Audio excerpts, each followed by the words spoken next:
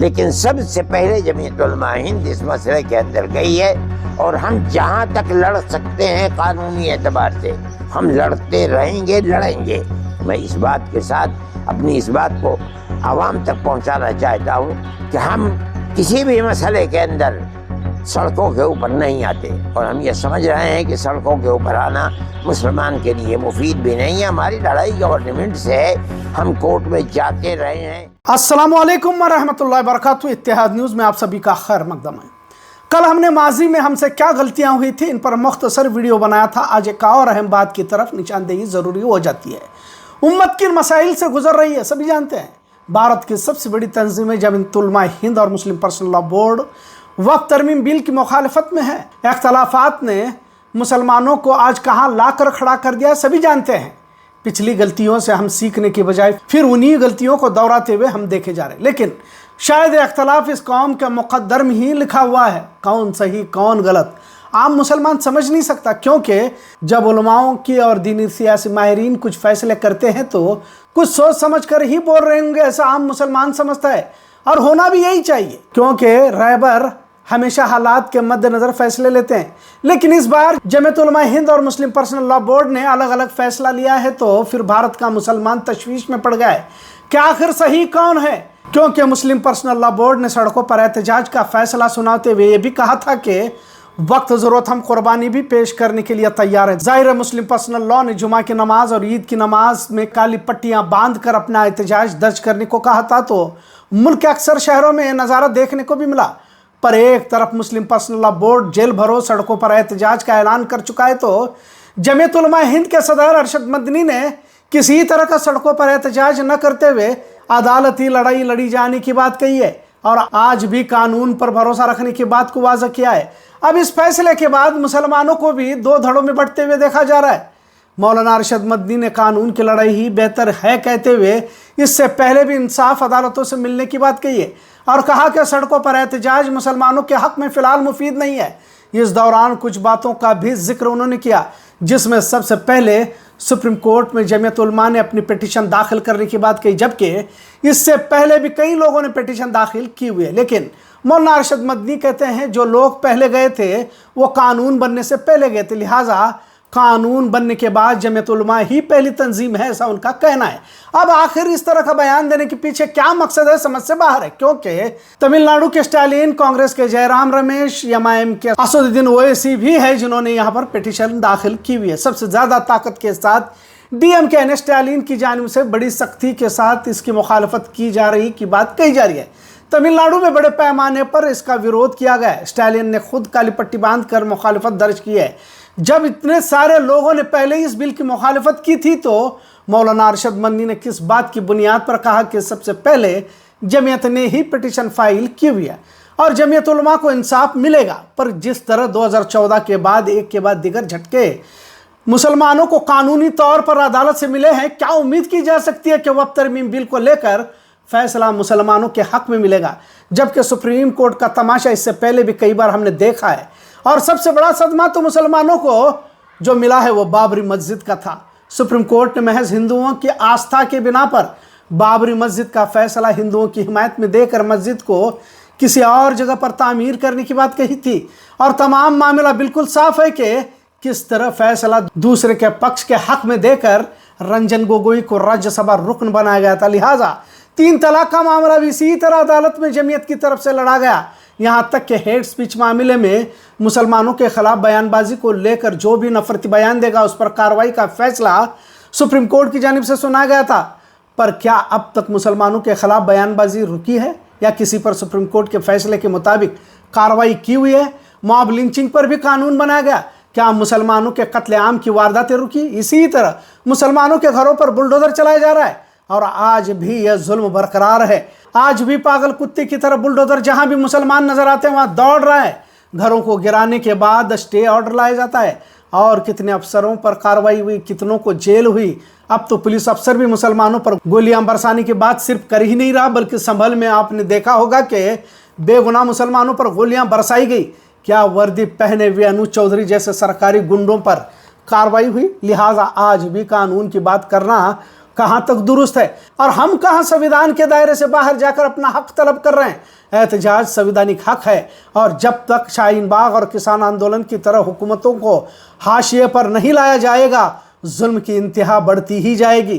حکومت کے پاس آنکڑے ہیں اور انہی آنکڑوں پر ظلم جبر کے قانون نافذ ہوتے رہیں گے۔ لہٰذا مسلمانوں کی دو بڑی تنظیمیں اگر یوں ہی اختلافات کا شکار ہوئی تو پھر عام عوام کا حال کیا ہوگا؟ مولانا ارشد مدنی کے بیان کے بعد بھاجپا تو خوشحال باغ ہے، پر امت کا بڑا طبقہ تشویش میں مبتلا ہے کہ آخر کون صحیح کون غلط۔ مولانا ارشد مدنی نے صاف طور سے کہا کہ کسی طرح کا کوئی سڑکوں پر احتجاج نہیں ہوگا، لڑائی عدالت میں ہی لڑی جائے گی۔ پر عدالتوں کا مسلمانوں کو لے کر رویہ کس طرح کا ہے کسی کو سمجھانے کی ضرورت نہیں ہے۔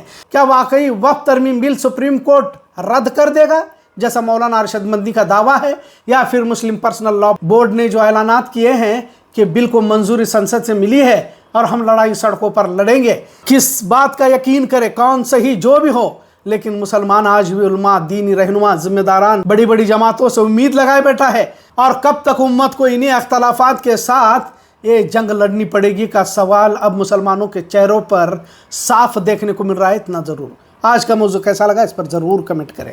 اتحاد نیوز دیکھنے کے لیے شکریہ، اللہ حافظ۔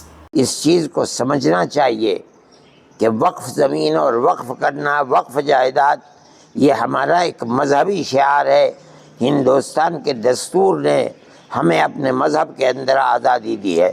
یہ ایک بدقسمتی کی بات ہے کہ ملک کا وہ سیکولر دستور جس کے اندر ہر اقلیت کو اور خاص طور پر مسلم اقلیت کو اپنے مذہب کے ساتھ زندہ رہنے کا حق دیا گیا ہے، اس حق کو موجودہ گورنمنٹ چھین رہی ہے۔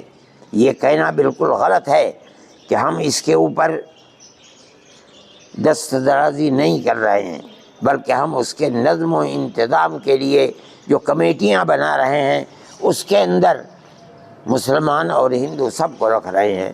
کیوں رکھ رہے ہیں آپ؟ جو ہمارے مذہب کا مسئلہ ہے، ہم اپنے مذہب کے مسئلے کو خود نمٹیں گے۔ آپ کو بنانا ہے، آپ نے وقف بورڈ بنا دیا، اس وقف بورڈ کے اندر جو چیئرمین ہوگا وہ مسلمان ہوگا۔ آپ ایک وقف وزارت بناتے ہیں، اس وزارت کے اندر وزیر مان لیجئے کہ غیر مسلم ہوتا ہے، ہونے دیجئے، ہمیں کوئی اختلاف نہیں ہے۔ آپ بناتے ہیں بنائیے، ہونا تو یہ چاہیے تھا کہ آپ وقف کی منسٹری بھی کسی مسلمان کو دیتے، لیکن نہیں دیتے۔ چلیے، لیکن وقف بورڈ کے اندر آپ کو دخل دینے کے لیے بےایمانہ کہ آپ اتنی بڑی تعداد کے اندر اس میں غیر مسلموں کو لے آئیں جو ہمارے اوقاف کو جانتے نہیں، وقف کے مسائل کو نہیں جانتے، وقف کی اہمیت کو نہیں جانتے، وقف ہے مذہبی چیز یا نہیں ہے اس کو نہیں جانتے، وہ لوگ وقف کے اندر داخل ہوں گے تو اس کا مطلب یہ ہے کہ وہ ہمارے اوقاف کو کھا لیں گے۔ اس لیے ہم تو کھلے طور پر کہتے ہیں کہ اگر اوقاف کو اس ترمیم کے ساتھ جس کو آپ لے کر کے آئے ہیں اگر لائیں گے تو اس کا مطلب یہ ہے کہ اس کی مذہبی حیثیت کو آپ ختم کر دیں گے اور ہمارے اوقاف کے اوپر آپ قبضہ کر کے جیسے چاہیں گے اسے تہس نہس کر کے برباد کریں گے۔ ہمارے پاس کوئی طاقت ایسی نہیں ہے کہ ہم اس کو سڑکوں کے اوپر لے کر کے آئیں، نہ ہم جمعیت علماء ہند اس کو اس حیثیت سے دیکھتی ہے، لیکن قانونی اعتبار سے ہمیں کورٹ کا رخ کرنا چاہیے۔ ہم آج کورٹ کے اندر چلے گئے اور میں یہ سمجھتا ہوں کہ قانونی اعتبار سے سب سے پہلے ہم ہی گئے ہیں۔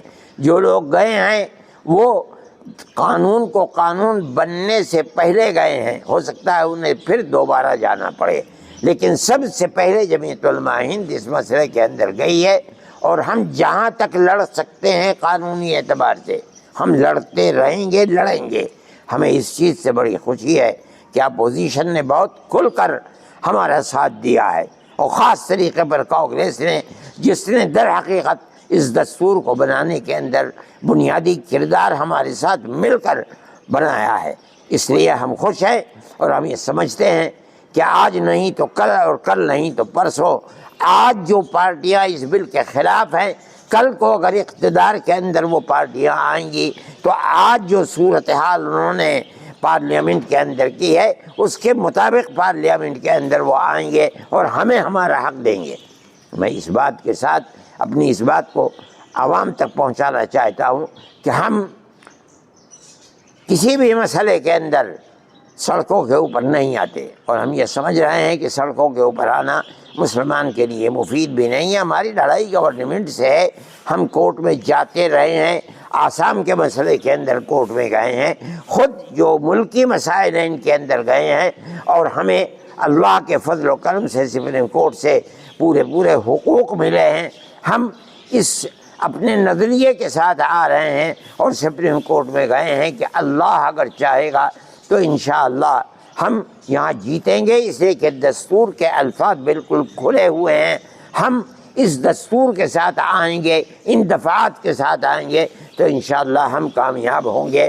ہم عوام سے کہتے ہیں کہ جو ہم نے وعدہ کیا تھا بالکل ابتدا کے اندر کہ ہم کورٹ میں جائیں گے، الحمدللہ آج ہم کورٹ میں چلے گئے۔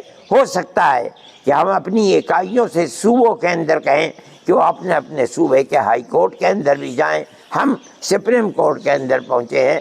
اللہ سے دعا ہے کہ ہم جس چیز کو لے کر چل رہے ہیں ہمارے مذہب کو حفاظت اللہ تعالیٰ عطا فرمائے اور ہمیں کامیابی عطا فرمائے۔